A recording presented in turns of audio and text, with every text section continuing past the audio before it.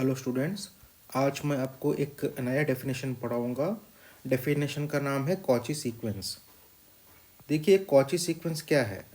Cauchy sequence, let x n is set to be a Cauchy sequence in a real number R if for each epsilon greater than 0 there exists eta naught belongs to the natural number such that for all m comma n greater than or equal to eta naught we have this condition।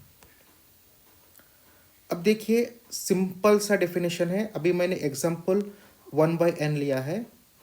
This where n belongs to the natural number 1, 1/2, 1/3, 1/4 dash dash so on.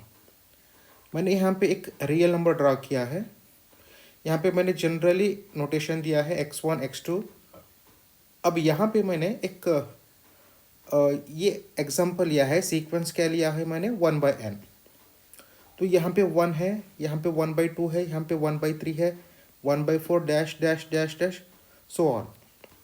अब देखिए हमको Cauchy sequence समझना है। तो देखिए यहाँ पे क्या है, देखिए condition mod xm minus xn less than epsilon होना चाहिए for all m comma n greater than or equal to eta not. अब देखिए मैं यहाँ पे एप्सिलॉन इक्वल्स टू 0.1 लेता हूँ। अब देखिए ये डिस्टेंस, इसको मैं क्या लेता हूँ 1/m, इसको क्या मैं लेता हूँ 1/n। अब देखिए यहाँ पे देखिए 1/2 माइनस 1 इज लेस देन 0.1 नहीं, यहाँ पे क्या आएगा 0.5 आएगा। It is this is not less than 0.5 is not less than 0.1, मतलब ये ईटा नॉट नहीं हो सकता। ईटा नॉट ये नहीं हो सकता।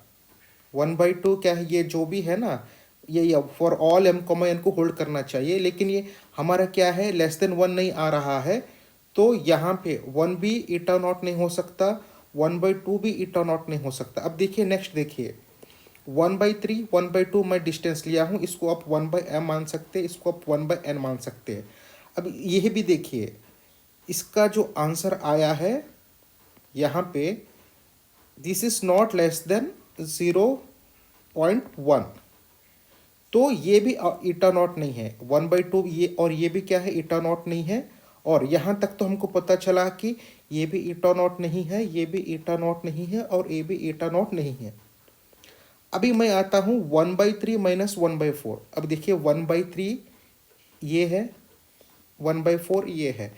इन दोनों का डिस्टेंस, इन दोनों का जो भी डिस्टेंस है, इन दोनों का जो भी डिस्टेंस है 0.1 से कम आएगा क्या। देखिए यहाँ पे देखिए ये क्या है, हाँ 0.1 से कम आएगा। आप ये कैलकुलेशन कर लीजिएगा, ये 0.1 से कम आएगा। लेकिन देखिए अगर मैं इसी को 1/3 माइनस 1/6 करता हूँ तो ये लेस देन 0.1 नहीं आएगा। मतलब m कॉमा n क्या है आर्बिटरी है, m कॉमा n आर्बिटरी है। अब देखिए ये जो डिस्टेंस 1/3 है और 1/4 है, इसका डिस्टेंस आप कैलकुलेट कर लीजिएगा, ये लेस देन 0.1 आएगा। लेकिन फिर मैं 1/3 से 1/6 किया हूँ, क्योंकि देखिए मैं कॉन्सिक्यूटिव डिफरेंस नहीं ले रहा हूँ। 1/3 के बाद मैं जो भी डिस्टेंस माइनस करूँगा वो लेस देन 0.1 आना चाहिए। अब देखिए यहाँ पे देखिए 1/3 माइनस 1/4, ठीक है 1/3 माइनस 1/4 मेरे को लेस देन 0.1 आ गया।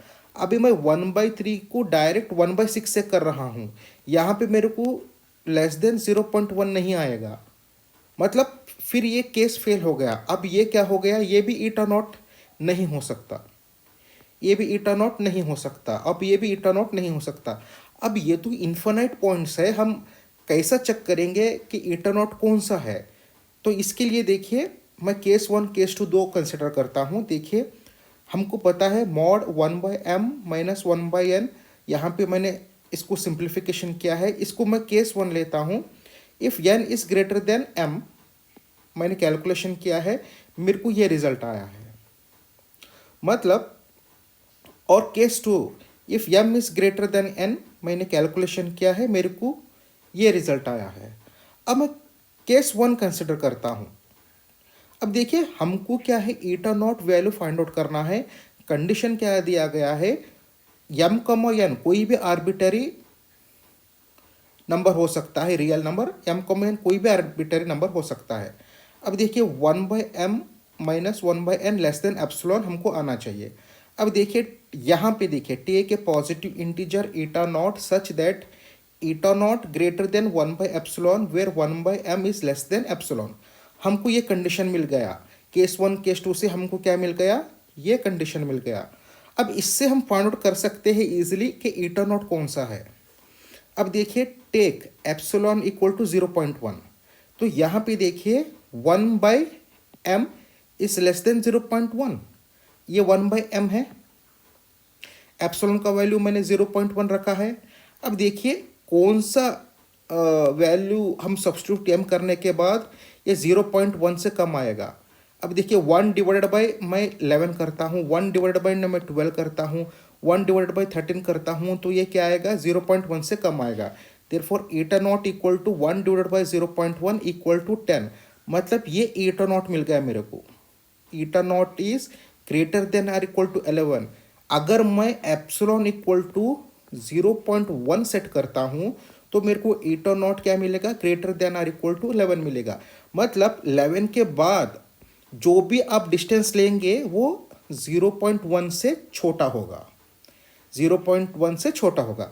अब देखिए मैं एप्सिलॉन चेंज करता हूँ, एक एप्सिलॉन इक्वल टू 0.05। अब देखिए फिर यहाँ पे कंडीशन रखिए कि कौन सा m अगर मैं यहाँ पे रखूँगा तो 0.05 से मेरे को कम आएगा, तो 21 22 से आएगा।